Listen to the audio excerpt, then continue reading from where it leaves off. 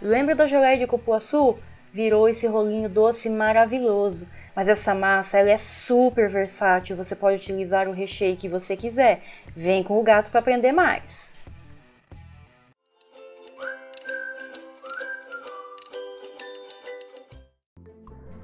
Vamos precisar de farinha de trigo branca, sal, fermento biológico instantâneo seco, água gelada, açúcar e manteiga.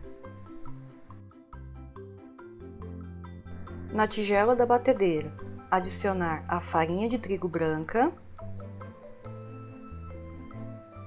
o sal, o fermento biológico instantâneo seco, o açúcar e mexer muito bem com uma colher. Coloque a tigela na batedeira.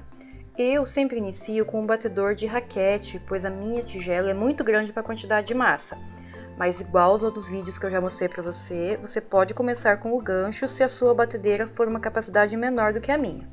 Adicione a água e agora nós iremos deixar bater em velocidade baixa 1 até homogeneizar muito bem.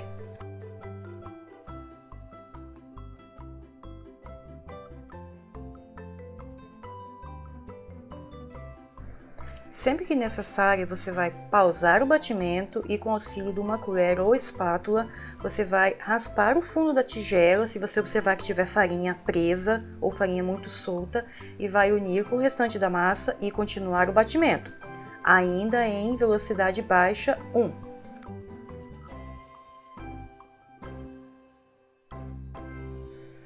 Sempre faça pausas para verificar como que está a homogeneidade da massa. Nunca largue a batedeira e vá assistir Netflix, ok? Após alguns minutinhos batendo, a massa vai estar bem mais macia e você notará que ela estará bem mais coesa e forte o suficiente para a gente adicionar a manteiga. No caso, a manteiga irá em 2 vezes.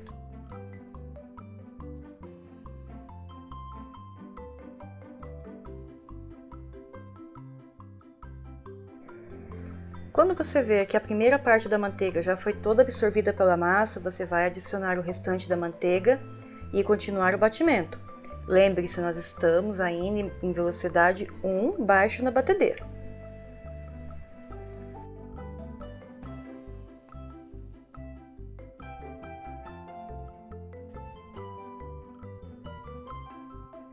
Após a manteiga ter sido toda incorporada, você notará que a massa está bem macia. Nesse ponto, no finalzinho já do batimento, é sempre bom de verificar quanto está a temperatura. Está quase no limite dos 24 graus.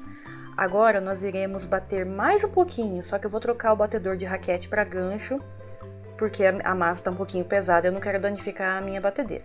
Então, esse batimento final vai demorar 2 minutinhos, mas agora em velocidade 4.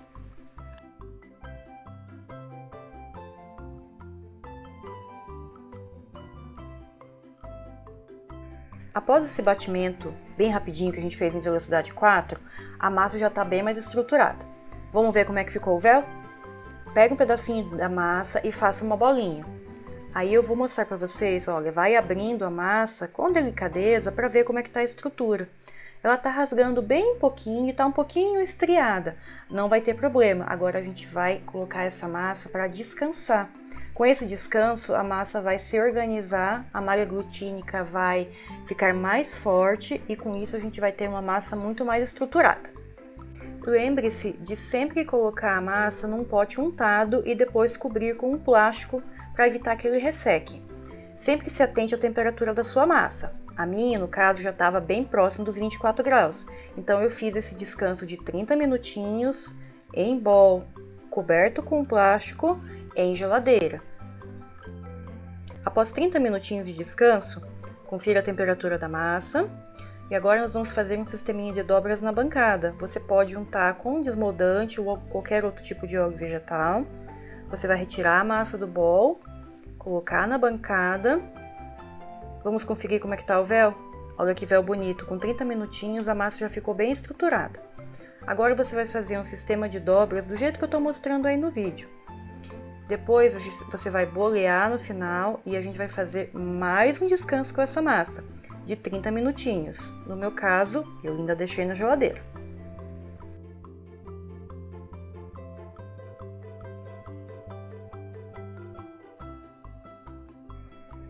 Após 30 minutos do outro descanso, a minha massa ficou bem geladinha. Você vai notar que quando eu for fazer o teste de véu, a massa vai ficar um pouco rígida. Isso é normal, a massa está bem gelada, ela tem bastante manteiga, então dá a impressão que ela está rasgando, mas é devido à temperatura e à quantidade de manteiga. Faça um outro sisteminha de dobras e uma boleada final. E agora nós vamos colocar num potinho untado, cobrir com plástico e levar para a geladeira para fermentar em 7 graus.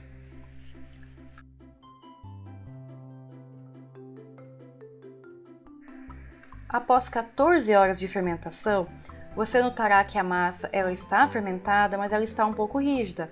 Lembre-se, tem 12% de manteiga. A manteiga solidifica em baixa temperatura, então ela também vai solidificar na massa.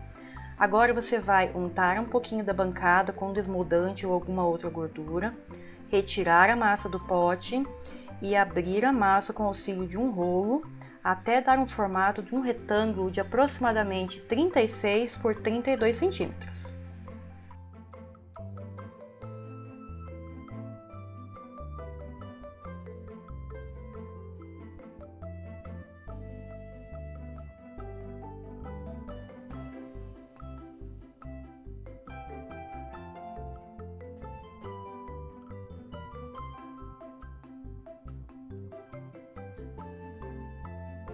Agora chegou a parte divertida, rechear este rolinho. Você pode utilizar o recheio da sua preferência.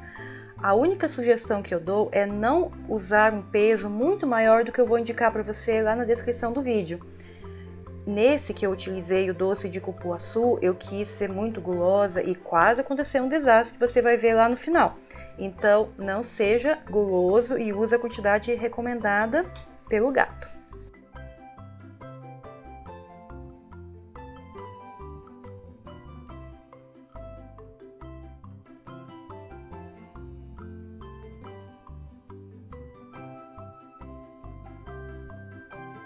Depois de colocar o recheio, nós vamos enrolar.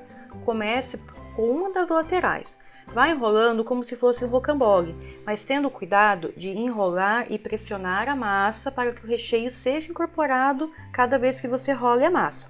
Faça isso com toda a massa. Mas você vai observar que quase ocorreu uma fatalidade no final. Lembra que eu disse para não colocar mais recheio do que o indicado? Olha só o que pode acontecer, o recheio pode vazar da massa. E agora, o que a gente faz?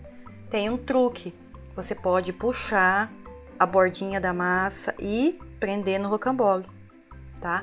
Não é o ideal, mas a gente consegue salvar a massa, então não use massa além do recomendado.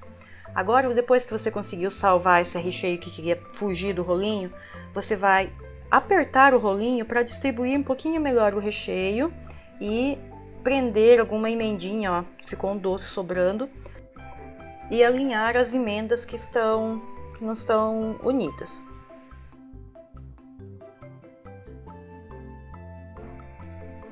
Eu gosto de cortar a massa utilizando um pedacinho de fio, pode ser uma linha de crochê ou um fio dental. Essa massa eu tentei dividir em 10 pedaços, mas vocês vão ver que como eu exagerei no recheio, os pedaços do meio eles ficaram meio disformes, com muito mais recheio do que os demais, então eu acabei cortando em 9 pedacinhos. Então, outro aprendizado do recheio em excesso, as fatias não vão ficar iguais. Já aprenderam as duas coisas comigo hoje.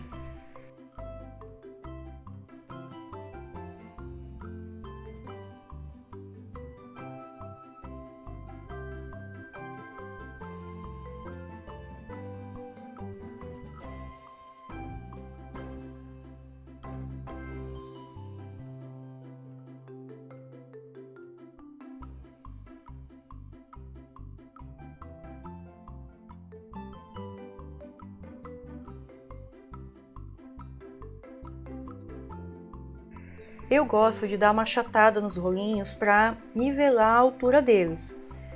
Esse, como leva coco no recheio, eu coloquei um pouquinho de coco ralado em cima deles para dar uma finalizada, mas você não é obrigado a colocar coco.